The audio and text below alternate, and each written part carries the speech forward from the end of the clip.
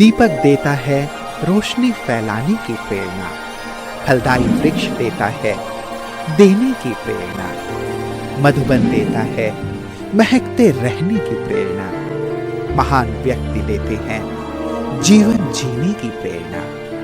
आओ प्रेरणा से दें हम सभी को प्रेरणा।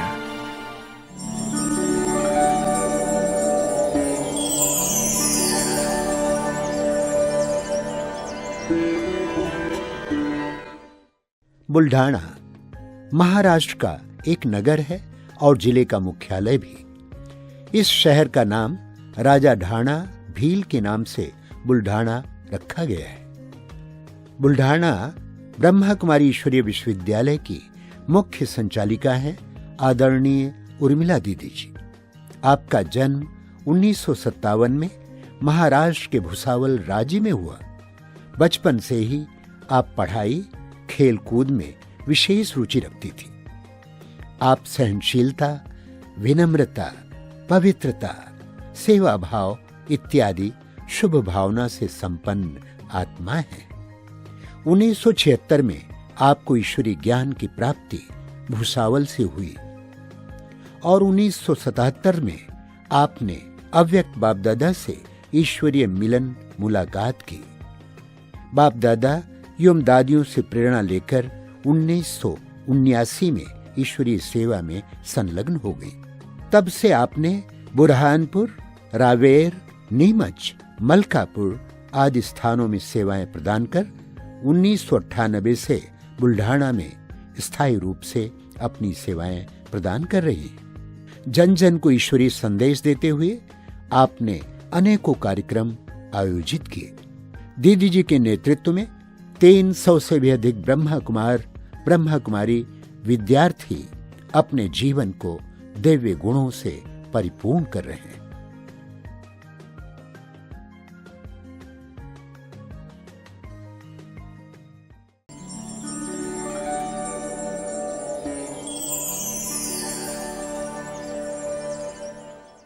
बचपन में ही घर में हरतालिका की पूजा और भी आकर घर में करते थे।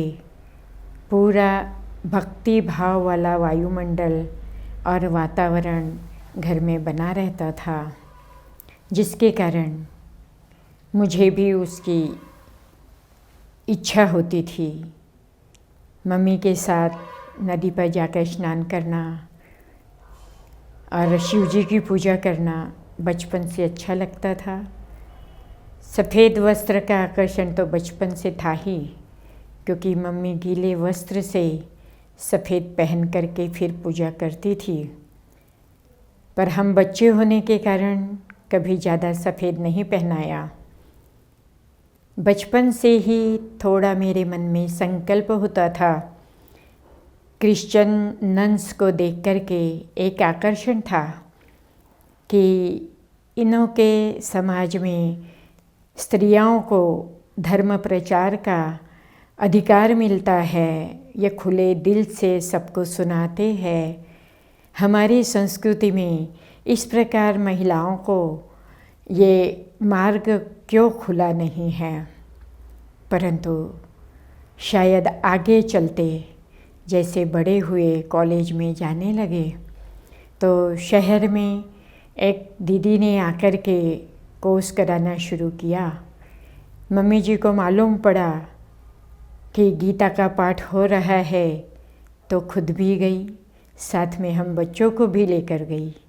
बस मात्र पहला वो दीदी जी का दर्शन, एक कोई तपस्वी मेरे सामने बैठा है, कितनी सुंदर इनकी जीवन है। इस आकर्षण से मेरे जीवन में परिवर्तन आना शुरू हुआ। कॉलेज लाइफ में जाने के कारण मैं पहले थोड़ा भौतिक वातावरण में बह गई थी। फैशनेबल कपड़े, शान शौकत, पर जैसे ही इस ज्ञान के आकर्षण में स्वयं परमपिता परमात्मा ने आकर्षित किया, और बस वो दिन और आज दिन कितना न भगवान का धन्यवाद करूं कि उसने मुझ आत्मा को अपना बना लिया। बचपन से वैसे ही शरीर कमज़ोर था। पढ़ा लिखा होने के बावजूद भी मन में अनेक प्रश्न हुआ करते थे कि सेवा केंद्र पर बहुत सेवा होती है, हार्डवर्क होता है, मैं कर पाऊँगी या नहीं, शायद नौकरी करूं और फिर फ्री रहूं और सेवा करूं। परंतु मेरा अपना खुद का अनुभव कि स्वयं परमपिता परमात्मा ने मुझ आत्मा को आकर के इशारा किया, स्वयं जैसे चल कर के आए मेरे पास और कह रहे हैं कि तुमको क्या लगता है कि तुम्हारा शरीर ठीक होने वाला है, ये तो दिन प्रतिदिन सड़ने वाला है, फिर क्या तू सेवा नहीं करेगी। करते हुए बाबा मेरे पास आए और मेरे सिर पर हाथ रखा और उस समय से लेकर के जैसे प्यारे बाबा की शक्तियाँ मेरे अंदर पाँव से लेकर सिर तक भर गई और मुझे आत्मविश्वास निर्माण हुआ कि मैं ये सेवा का कार्य शायद ईश्वर ही मेरे से कराना चाहता है। और मैंने अपना पक्का निर्णय किया और ब्रह्मा कुमारी 79 में ही सेवा केंद्र पर रहना शुरू किया। सबसे पहली बार प्यारे बाबा के साथ मुलाकात जब घर से गई थी तो मेडिटेशन हॉल में हुआ। उस समय तो काफ़ी नज़दीकता से बाबा से मिलन हुआ करता था, पिताजी, माताजी और मैं। स्वयं भगवान की दृष्टि के लिए दुनिया तरसती थी और भगवान तो मेरे सामने बैठा था। उस खुशी में मेरा मन गदगद हो गया था। मुझे जागृति तब आई जब बाबा मम्मी को कह रहा था कि खुद सेवा करती हो, इसको क्यों नहीं ले जाती हो, ये तो विश्व कल्याणी आत्मा है। मेरा वो पहला वरदान, प्यारे बाबा ने मुझ आत्मा को विश्व कल्याणी बनाया। तन के द्वारा सेवा करा करके अलग अलग स्थानों पर सेवा करते हुए जो आनंद मिला, सबसे पहला मेडिटेशन हॉल का तो बहुत बार मुलाकात हुई बाबा के साथ।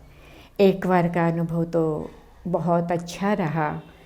मास भर के लिए मैं सेवा के लिए मधुबन में थी और उस समय था कि बाबा से मिलन मनाते थे तो बाबा कुछ बातें हर एक को वरदान के रूप में देते थे। भाई बहनों का कहना होता था कि दीदी हम तो भूल जाते हैं बाबा ने क्या कहा, आप प्लीज़ हमारे वरदान नोट करके रखना ना और हमको बाद में बताना। तो वो सेवा करने के लिए बाबा के संदल पर ही थोड़ा साइड में दीवार के तरफ डायरी रखकर मैं लिखा करती थी सबके वरदान। तो वरदान लिखते लिखते अचानक मेरे कंधे पर से पल्लू नीचे गिर गया। सोचते सोचते संकल्प तो था बाबा के साथ मेरे सर्व संबंध है, उसकी अनुभूति मैं बहुत करती थी। सेकंड में संकल्प आया, साजन के साथ बैठी हूँ और कंधे पर भी पल्लू नहीं, और अपने हाथ से जैसा मैंने कंधे पर पल्लू लिया तो भाई बहनों के तरफ से मुंह मोड़ करके बाबा ने मेरे तरफ देख लिया। इतना मीठा मुस्कराया बाबा। आज भी मुझे बाबा की वो प्रत्यक्ष मुलाकात मेरे मन को गदगद कर जाती है। सर्व संबंधों का अनुभव शुरू से लेकर के मैं आत्मा करती थी, क्योंकि बाबा ने जो कहा था कि ये शरीर सड़ने वाला है, मेरे शरीर में वो प्रक्रियाएं उसके बाद अनुभव हुई। मेरे नाक में जो साइनस का प्रॉब्लम था वो फिनस की तरफ चला गया था। कोई भी उसको समझ नहीं पाता था और कोई भी डॉक्टर उसका इलाज करने वाला नहीं था। परंतु प्यारे बाबा से हमेशा शक्ति मुझ आत्मा को मिल रही है और मेरे शरीर को बाबा चला रहा है, क्योंकि ये मुझे मिला हुआ बाबा का वरदान है। इस बात को अनुभव करते हुए, हार्ड वर्क करते हुए, तन मन धन समय शक्ति संकल्प के द्वारा सेवा करती गई और आगे चलकर एक आयुर्वेदिक डॉक्टर के द्वारा मेरा शरीर स्वस्थ हो गया। फिनस के तरफ से मैं मुक्त हो गई। टीचर बनने की प्रेरणा में तो मैं सबसे पहले सुधा दीदी जी का ही नाम लूँगी, जिनकी पालना हमने पाई, क्योंकि साकार बाबा को मैंने दीदी में ही देखा। पूरा परिवार ज्ञान में चलने के कारण और अच्छी रीति उस समय ज्ञान की शुरुआत ही भुसावल में होने के कारण पूरी रीति सहयोगी बनने का हमारे परिवार को सहयोग मिला। दीदी जी की हर घड़ी प्रेरणा मिलती थी और दीदी जी का जीवन देखकर, और जब मधुबन जाते थे तो बड़ी बड़ी बहनें, दादियाँ देखकर मुझे ब्रह्मा कुमारी बनने की प्रेरणा मिली। सबसे ज़्यादा मेरे लिए प्रेरणादायी दादी जानकी जी और मम्मा थे। जैसे शरीर में कितनी भी तकलीफ़ हो उसका वर्णन नहीं करना और अपना कार्य आगे बढ़ाते रहना, क्योंकि बाबा मुझे चला रहा है। ये बात मुझे मम्मा की बहुत अच्छी लगी। और जानकी दादी ने बहुत पुरानी बात, जिस समय ओम शांति भवन का उद्घाटन था तो दादी जी ने एक गीत सुनाया था सिनेमा का, धरती को आकाश पुकारे, आजा आजा प्रेम द्वारे। तो वो मुझे इतना प्रेरित करता गया कि जिस समय भी कभी कोई समस्या आती है जीवन में तो मैं वही बात याद करती कि बाबा मुझे बुला रहा है, बाबा मुझे चला रहा है। तो हर घड़ी समस्या का समाधान मैंने दादियों में, बाबा में और दादियों में, दीदियों में पाया। और साथ साथ गृहस्थी भाई बहनों के द्वारा भी, क्योंकि पुराने भाई जो गोवर्धन भाई, प्रेम बहन, शर्मा जी, उनकी मिसेस चंपा बहन, हम तो छोटे थे, गृहस्थी भी इतना कर सकते हैं तो हम क्यों नहीं कर सकते। रमेश भाई जी, उषा बहन, वो भी मेरे लिए एक प्रेरणा स्रोत रहे कि इन्होंने अपने जीवन को इतना सुंदर ब्रह्मचारी बनाया गृहस्थ में रह कर के। हम तो पवित्र कन्या हैं, बाबा हम बच्चों को कितना ऊंचा दृष्टि से देखता है। ब्रह्मा कुमारी ट्रेनिंग के अंदर हम लोगों ने एक ड्रामा बनाया था। उस समय समस्याओं की टोकरी जो दादी जी के कदमों पर एक बार उतार दी, आज तक मुझे याद है। कोई भी टोकरी मैंने अपने सिर पर नहीं ली और तन को और मन को चलाने वाला और सारे विश्व का कल्याण जो बाबा मेरे से कराना चाहता है तो बाबा ही मेरे से करा रहा है, ऐसे मेरा अपना खुद का अनुभव है। प्यारे बाबा की मदद का तो अनुभव मैं घर में रहती थी तब से ही करती थी, क्योंकि उस समय इतनी बहनें नहीं थी। तो हम कन्याओं को ही दीदियाँ स्टेज पर बिठा करके योग कराने का प्रयास कराती थी। शुरू में तो इतना सफ़ेद वस्त्र की तरफ आकर्षण ना होने के कारण मॉडर्न ड्रेस पहनती थी, पर खुद को ही संकल्प चला, क्या मैं योग कराने वाली योगिन लगती हूँ? बिल्कुल नहीं। तब से लेकर के मेरी पहरवाइश और अपना पूरा जो आकर्षण है दुनिया से छोड़, एक योग का आकर्षण मुझे शुरू से था। जो बाबा विजुअलाइजेशन की बात करते वो तो मैंने घर से ही अनुभव किया था कि बाबा के वाइब्रेशन में सारे हॉल में फैला रही हूँ और एक एक भाई बहनें उस शांति सागर के तले में जाकर के गहरी शांति का अनुभव कर रहे। ये अनुभव मैं खुद करती थी और औरों को भी कराती थी। ये मेरा अपना संकल्प था। दादियों की प्रेरणाएं, दादी जी की दृष्टि और दादी जी का मुख में टोली खिलाना और दादी जी की गोद में जाना, आज भी वो याद आता है। सेवा के समय जब भी कोई दादियाँ मुझे निमित्त दौड़ा करके कोई सेवा बोलती थी तो मैं मेडिटेशन हॉल की सीढ़ियाँ दौड़ कर चढ़ के दादियों के पास ऊपर संदेश लेकर जाती थी। भोग दिलाना सबको दादियों के द्वारा, ये सेवा। और आगे चलते चलते आपको तो बाबा ने जिम्मेवारी दी है, आपको तो बाबा ने जिम्मेवार बनाया है। और जब कभी कोई टोली बनाने की प्रेरणा दादियों से ही हमने सीखी, क्योंकि दीदी जब कोई टोली हमसे बनवा कर ले जाते थे, दादी को दिखाते थे, तो दादी कभी बोलती थी कि इस टोली की कटिंग थोड़ी तिरछी है तो शायद अवस्था ठीक करनी पड़ेगी। तो ये पॉइंट मुझे इतना आकर्षित किया अपनी अवस्था को बनाने के लिए। तो तन मन धन और अपनी टोली बनाने की सेवा हर प्रकार की सेवा में बाबा ने मेरे से जो कराई, मैं बाबा के बहुत बहुत धन्यवाद करती हूँ। और आगे चलते हुए जब मकान बनाते समय कोई भी ऐसा मार्गदर्शक नहीं था, परंतु जब भी कोई समस्या होती थी तो बाबा से पूछ लेते थे और बाबा बिल्कुल जैसे साक्षात खड़ा होकर इधर आ, यहाँ ऐसे करना है, यहाँ ऐसे चलना है, इस प्रकार से बाबा का इशारा मिलता था। और बाबा जैसे कह रहा हो, क्या तुम्हें लगता है कि तुम इतना कर सकती थी, यहाँ ऐसा हो सकता था, देखो बाबा ने कराया ना, तो ये आगे की बात कौन सी बड़ी है। तो ये बाबा के शब्द आज भी मेरे मन में ऐसे गूंजते हैं कि मेरे कठिन प्रसंग में कभी भी बाबा ने मुझे कंफ्यूज नहीं होने दिया और हर परिस्थिति से आगे बढ़ाते हुए आज भी यहाँ तक पहुँचाया है। बुरहानपुर सब जोन के इंचार्ज पहले तो सुधा दीदी जी थे। उनके तो अनुभव क्या सुनाए, उनके द्वारा ही हमने सब कुछ सीखा है मनसा वाचा कर्मणा सेवा के लिए। फिर उसके बाद दीदी जी के जाने के बाद अभी मंगला दीदी जी सब जोन इंचार्ज है और साथ में हम सभी मिलकर के उनके साथ मिलकर सेवा करते हैं। आज उनका भी सहयोग सेवा करते हुए या हर समस्या में समाधान पाते हुए हम सबको मिलता है। कभी ऐसा महसूस नहीं हुआ कि सुधा दीदी जी नहीं हैं।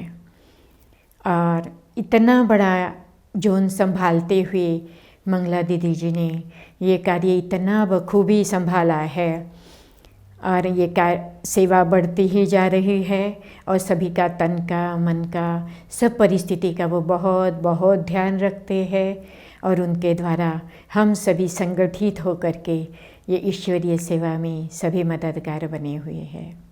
सेवा तो तन मन धन समय शक्ति संकल्प के द्वारा सूक्ष्म सेवा से स्थूल सेवा तक किसी भी सेवा के लिए मुझे ना कहना अच्छा नहीं लगता था।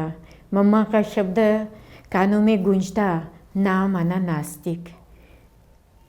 बिल्कुल बर्तन मांजने से लेकर स्टेज पर जब भी कभी दीदी ने कहा कि आगे बढ़ो और आपको सबको प्रेरणा देनी है मकान बनाने के लिए, तो वो भी सेवा की।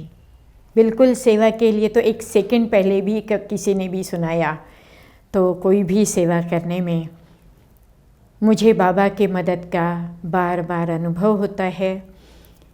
और सेवा तो मेरे जीवन का आधार है, क्योंकि बाबा ने मुझे यही बताया था, तू क्या सेवा नहीं करेगी तो शरीर खराब हो जाएगा, दिन प्रतिदिन सड़ेगा, तो सेवा तो मेरे जीवन का आधार है।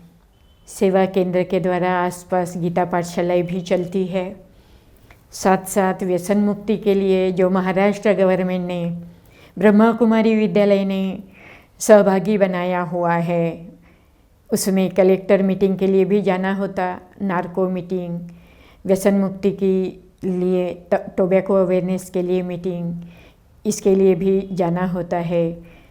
जब भी कोई नए कलेक्टर आते हैं, एसपी आते हैं, उनसे भी मिलने जाते हैं, वो भी सेवा केंद्र पर आते हैं। साथ साथ प्रदर्शनियाँ, झांकियाँ और अलग अलग कॉलेजेस स्कूल में जाकर प्रोग्राम करना, ये तो चलते रहता है। ज्ञान योग धारणा सेवा, ये चारों सब्जेक्ट मेरे जीवन का आधार है।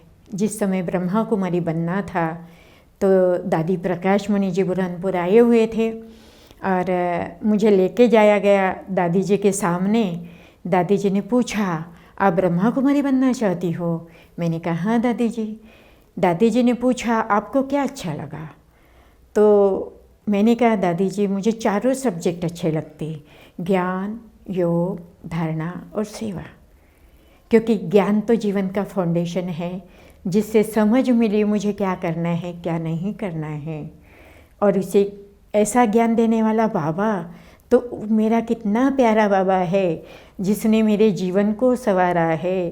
तो उसको मैं याद क्यों ना करूं। तो योग का सब्जेक्ट तो मेरे लिए बहुत महत्वपूर्ण है। और ज्ञान योग में जो मजबूत आत्मा तभी हो सकती है जब मनसा वाचा कर्मणा में धारणा हो, संकल्प में सूक्ष्म तक की चेकिंग, और तभी ही सेवा हो सकती है और सेवा में चार चांद लग जाते हैं। वर्तमान समय जो परिवर्तन का काल चल रहा है, बार बार संकल्प आता है, प्यारे बाबा मुझ आत्मा को बस ऐसे ही सेवा करते करते अंत तक चलाता रहे। अंतिम समय में कैसी भी दुखी आत्मा हो, उस आत्मा को बाबा से सातों गुणों का अनुभव आज भी अमृत वेले कराती रहती हूँ। कोई बाबा का बच्चा अगर थोड़ा कमज़ोर होता है तो उसको संकल्पों से बाबा के घर बुलाने से लेकर शक्ति प्रदान करने तक की सेवा कर रही हूँ। और अंत में तो चाहे किसी भी प्रकार की भटकती हुई आत्माएं या किसी भी प्रकार के संस्कार वाली आत्माएं, मेरा मन इतना शक्तिशाली रहे कि बाबा की प्रत्यक्षता मेरे द्वारा हो रही है और उस आत्मा का कल्याण हो रहा है, उसकी तकलीफ समाप्त हो रही है। और एक तरफ सतोगुणी दुनिया की आत्माएं सारी दुनिया में संपूर्ण सतोगुणी वातावरण, एक एक सतोगुणी आत्मा धरती पर विचरण कर रही है। बाबा ने जैसे कहा, एक आँख में मुक्ति और दूसरी आँख में जीवन मुक्ति, ये अनुभव बहुत अच्छा लगता है। सभी भी ऐसा करें तो निश्चित मन को स्थिर करना, एकाग्र करना और अंत के समय में स्थिर रहना सहज हो जाएगा। अब अंत के समय में ब्राह्मण परिवार बहुत कठिन समय से गुजर रहा है। अपनी छोटी मोटी कमज़ोरियों के कारण हमारा जो मनोयोग बाबा से कभी कभी टूट जाता है, कभी शरीर की बीमारियों के कारण भोगना में विचलित हो जाते हैं। तो ऐसे लगता है कि बाबा के साथ क्यों ना ऐसा सबका गहरा संबंध जुट जाए। कैसी भी परिस्थिति में बाबा तो मुझे मदद कर ही रहा है। तन तो मात्र एक साधन है, साधना मैं आत्मा कर रही हूँ। सारा ब्राह्मण परिवार अपनी साधना की तरफ ध्यान दे। साधन तो बाबा देता रहेगा, अंत के समय तो सारे साधन समाप्त हो करके हमारी साधना के द्वारा ही अपनी और बाबा की प्रत्यक्षता हम सभी कर सकते हैं। तो इसीलिए ब्राह्मण परिवार अपने मनसा श्रेष्ठ संकल्प पर ज़्यादा से ज़्यादा अटेंशन दे और स्वयं को सशक्त शक्तिशाली बनाए। यही मेरा शुभ संकल्प है।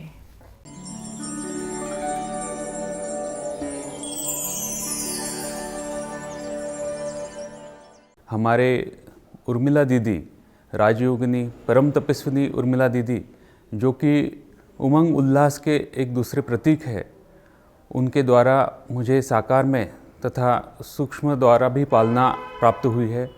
जो बचपन से हम उनके ही पालना में पले हैं और आज जो कुछ भी है तो उनकी एक बाबा द्वारा दैवी शक्तियों की, बाबा द्वारा दूसरे गुणों की जो पालना हमें मिली है, उसके लिए हम दीदी का बहुत बहुत धन्यवाद भी करते हैं।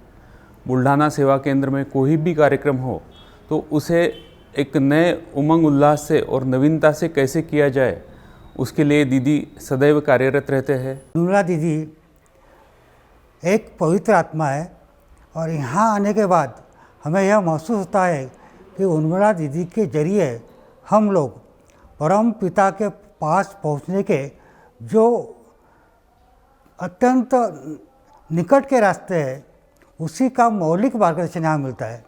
और दीदी जब यह मार्गदर्शन करती है तो सभी भाइयों बहनों के बारे में एक जैसा ही बर्ताव रहता है उनका।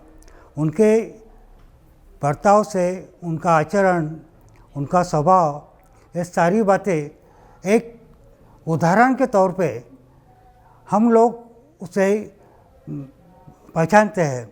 दीदी से जब हमारी चर्चा होती है कि हमें प्रैक्टिकल में कैसे इसको लाना है बाबा के ज्ञान को, और जो मानसिक आरोग्य है समाज का, जो नशा मुक्ति से हम देख रहे हैं कि बहुत उन्नति हो रही है पूरे समाज की, तो उसको हम कैसे सामने लाएं, तो वो ज्ञान चर्चा बीच बीच में जो हम कुछ भी अलग उपक्रम करते हैं, योगा डे है उसमें भी हम जो मेडिटेशन कमेंट्री है वो भी सबको सुनाते हैं। तो दीदी की जो प्रेरणा है, दीदी की जो एक पालना है, जो समझ है, उससे क्लैरिटी आती है और सामने ये सब जो है कि शांति के लिए, विश्व कल्याण के लिए कैसे करना है, उसमें बहुत बढ़ चढ़ के हम हिस्सा ले पाते हैं। तो मुझे लगता है कि ऐसे ही दीदी की जो मार्गदर्शन हमें मिलती रहे। तो जब से दीदी को देखा है तो ज्ञान दीदी जी रहे हैं, ऐसा नहीं है कि बस ज्ञान लिया। तो दीदी को मैंने ज्ञान को जीते हुए देखा है। जैसे ज्ञान एक ज्ञान की सरिता है। दूसरा, मैं दीदी का गुण मुझे बहुत प्यारा लग रहा है। दीदी बहुत शांत, बहुत ही जो शांति का प्रतीक मैं समझती हूँ। दीदी जो जो बताती है अब सब समझ में आता। पहले यही बातें बिल्कुल समझ में नहीं आती थी, लेकिन अभी बहुत ज़्यादा समझ में आती। और 10 साल के बाद मेरा तो पूरा जीवन पूरी तरह से चेंज हो गया।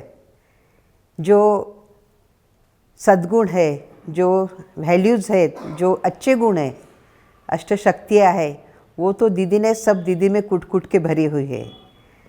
और दीदी सबको अच्छी रीति समझ लेती है। जिसमें जो गुण है, जिसमें जो कैपेसिटी है, उनके अनुसार दीदी हर एक प्रोग्राम में उनका यूज़ कर लेती है। दीदी जी बहुत अच्छे हैं और सबको बहुत अच्छे से सिखाते हैं। छुट्टियों में यहाँ पर समर कैंप भी होता है, उसमें दीदी जी सबको बहुत अच्छे से सब सिखाते हैं। और योगा करना, मेडिटेशन करना, गेम्स वगैरह बहुत कुछ रखते हैं। दीदी जी सबको बोलते हैं कि खुश रहना चाहिए, खुशियाँ दो और खुशियाँ लो। मतलब हम किसी को खुश करें या फिर कुछ अच्छा करें तो हम ऑटोमेटिकली खुश हो जाते हैं। मैं यहाँ पर मेरे मम्मी पापा के साथ हमेशा आती हूँ और यहाँ का वातावरण मुझे बहुत अच्छा लगता है। सभी के चेहरे पर खुशी होती है और ये बहुत अच्छा होता है सब। मुझे इधर आकर ऐसा लगता है जैसे मैं स्वर्ग में हूँ। दीदी जी का नाम जैसे उर्मिला है, वैसे दीदी जी के अंदर बहुत उमंग उत्साह देखा, उमंग उत्साह है। दीदी जी हर सेवा में बहुत आगे है, ऑलराउंड है। दीदी जी चाहे मेडिकल विंग की, ट्रांसपोर्ट विंग की हो या कोई भी सेवा हो, व्यसन मुक्ति की हो, उसमें दीदी जी हमेशा आगे रहते हैं। और चाहे कलेक्टर ऑफिस में से दीदी को मीटिंग के लिए, व्यसन मुक्ति के लिए फोन आए तो दीदी तुरंत मीटिंग के लिए भी हाजिर रहते हैं। मैंने देखा दीदी जी के अंदर कभी भी आलस, ये अवगुण देखा ही नहीं। इतना उमंग उत्साह भरा हुआ है कि दीदी जी हमेशा हर सेवा के लिए तैयार रहते हैं। मैं जब ज्ञान में आया था तब मेरी अवस्था ऐसी थी कि जीवन में ऐसे चढ़ उतार आए हुए थे जिससे मैं डिप्रेशन में गया हुआ था। लेकिन जब से मुझे ज्ञान मिला, मैं उर्मिला दीदी के कांटेक्ट में आया, तब से उर्मिला दीदी ने मुझे इतना संभाला, बिल्कुल एक छोटे बच्चों के जैसे मुझे पालना दी। मुझे उर्मिला दीदी ने इतना उमंग उत्साह बढ़ाया कि मेरा जो डिप्रेशन था वो पूरा के पूरा गया। बाद में दीदी ने मुझे ऐसे ऐसे सेवा के चांस दिए, मेरा उमंग उत्साह बढ़ाया, मेरे ऊपर विश्वास जताया। जो काम मैं नहीं कर सकता था, लेकिन दीदी ने मुझे VIPs, यहाँ के जो मीडिया विंग का जो प्रोग्राम्स वगैरह होते हैं, उसके लिए दीदी ने मुझे आगे बढ़ाया। उर्मिला दीदी के बारे में मैं इतना कहना चाहूँगा कि एक संयमता, स्थिरत्व, शांति, पवित्रता, इसका आभास, इसकी अनुभूति मुझे दीदी के पास हमेशा हुई है। दीदी से जब भी मिला हूँ, एक सकारात्मक ऊर्जा उनसे मुझे मिली है। मधुबन खुशबू देता है, सागर सावन देता है, जीना उसका जीना है जो औरों को जीवन देता है। औरों को जीवन देने का बड़ा काम, प्रेरणादायी काम दीदी करते रहती है। और मैं कई वर्षों से उनको देख रहा हूँ, 3 दशकों से मैं उनको देखते आ रहा हूँ। उनमें जो एक पवित्रता है उनमें जो एक ज्ञान अर्जित करने का जो बड़ा मादा है, उनमें जो वो तत्व है पवित्रता का, वो दिनों दिन बढ़ते गया है। जैसे सूर्य प्रखर होते जाता है, तेजस्वी होते जाता है, उसी भांति दीदी का भी व्यक्तित्व दिनों दिन निखरता जा रहा है और तेजस्वी होता जा रहा है। धन्यवाद। दीदी ने मुझे मेरे ऊपर विश्वास डाल दिया कि हम पाठशाला संभाल सकते हैं, तो पूरी जिम्मेदारी में हमारे ऊपर दे दिया। इसलिए दीदी का बहुत बहुत धन्यवाद। और पहले दीदी के साथ मैं सेवा के लिए जाता था तो मुझे गाड़ी चलाने में डर लगता था, दीदी से भी थोड़ा डर लगता था मुझे, लेकिन दीदी संपर्क में आने से ऐसा दीदी ने उमंग उत्साह भर दिया। अभी कितना भी दूर मैं गाड़ी चलाता तो कुछ डरता नहीं,